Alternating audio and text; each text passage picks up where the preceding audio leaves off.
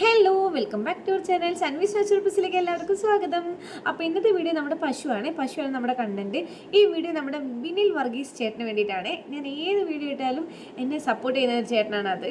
കാരണം first comment ആയാലും first എൻ്റെ വീഡിയോ കാണുന്നതായാലും ആ ചേട്ടനാണെന്നാണ് എൻ്റെ ഒരു വിശ്വാസം. അപ്പോൾ ആ ചേട്ടൻ എന്നോട് പറഞ്ഞിരുന്നു, പശുവിൻ്റെ വീഡിയോ ഒഴിവാക്കല്ലേ, കണ്ടന്റ് ഒഴിവാക്കല്ലേ എന്ന്. ചേട്ടൻ ഞാൻ മിക്സഡ് ആയിട്ട് ചെയ്യുന്നതാണ്, ഞാൻ ഒഴിവാക്കിയെന്നൊന്നും പറയുന്നില്ല, ഞാൻ എല്ലാ വീഡിയോയും ചെയ്യുന്നതാണ്.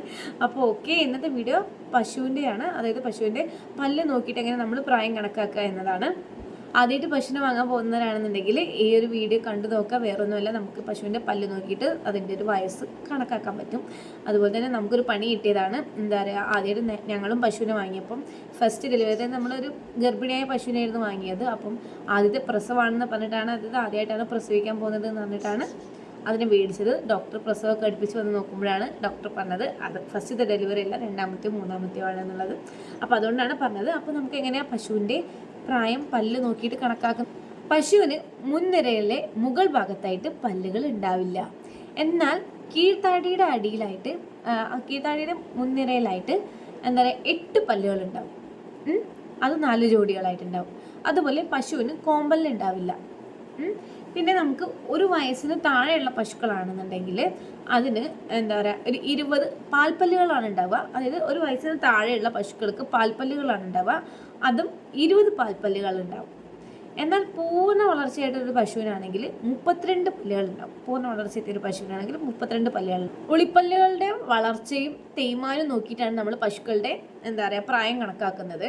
അതായത് ഉദാഹരണം പറയുകയാണെങ്കിൽ ഒരു വയസ്സിന് മുകളിലുള്ള പശുക്കൾക്കാണെങ്കിൽ ഒരു സെറ്റ്, അതായത് ഒരു ജോഡി ഉളിപ്പല്ലുകൾ വന്നിട്ടുണ്ടാവും. രണ്ടാമത്തെ വർഷം കഴിയും, അതായത് 2 വർഷത്തിന് മുകളിലാകുമ്പോൾ രണ്ടാമത്തെ ജോഡി ഉളിപ്പല്ലുകൾ ഉണ്ടായിട്ടുണ്ടാവും. മൂന്നാമത്തെ കൊല്ലാകുമ്പോൾ മൂന്നാമത്തെ ജോഡി ഉളിപ്പല്ലുകൾ ഉണ്ടാവും. അങ്ങനെയാണ് കണക്ക് കൂട്ടുന്നത്. 5 മുതൽ 6 വർഷം ആകുമ്പോഴത്തേക്ക് നമ്മുടെ മുൻനിരയിലെ ആദ്യത്തെ ജോഡി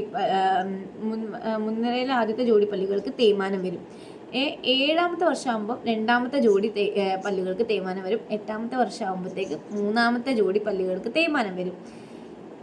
ഈ 9ഉം 10ഉം ആകുമ്പോഴത്തേക്ക് പൂർണ്ണമായിട്ട് തേയ്മാനം വന്നിട്ടുണ്ടാവും. അത് നമുക്ക് കാണാൻ സാധിക്കും. അങ്ങനെയാണ് നമ്മുടെ പശുക്കളുടെ പ്രായം നിർണ്ണയിക്കുന്നത്. മനസ്സിലായില്ലേ? അതായത് തേയ്മാനം ഈ പശുക്കൾക്ക് പല്ല് വരിക ഞാൻ ഈ പറഞ്ഞതുപോലെ തന്നെ 1 വർഷം എടുക്കുമ്പോൾ ഒന്നാമത്തെ ജോഡി, 2 വർഷം എത്തുമ്പോൾ രണ്ടാമത്തെ ജോഡി, 3 വർഷം എത്തുമ്പോൾ മൂന്നാമത്തെ ജോഡി.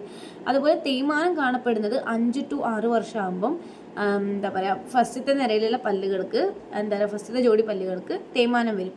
അത് 7ാമത്തെ വർഷം ആകുമ്പോൾ എന്താ പറയുക രണ്ടാമത്തെ ജോഡി പല്ലുകൾക്ക് തേയ്മാനം. 8ാമത്തെ വർഷം ആകുമ്പോൾ മൂന്നാമത്തെ ജോഡി പല്ലുകൾക്ക് തേയ്മാനം വരും.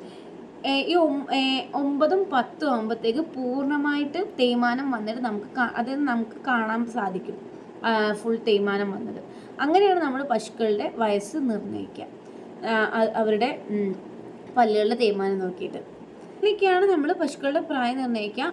അപ്പോൾ ഓക്കെ, നിങ്ങൾക്ക് എല്ലാവർക്കും വീഡിയോ മനസ്സിലായെന്ന് വിചാരിക്കുന്നു. ഇഷ്ടപ്പെടുകയാണെങ്കിൽ നമ്മളെ സപ്പോർട്ട് ചെയ്തേക്കാം. Thank you.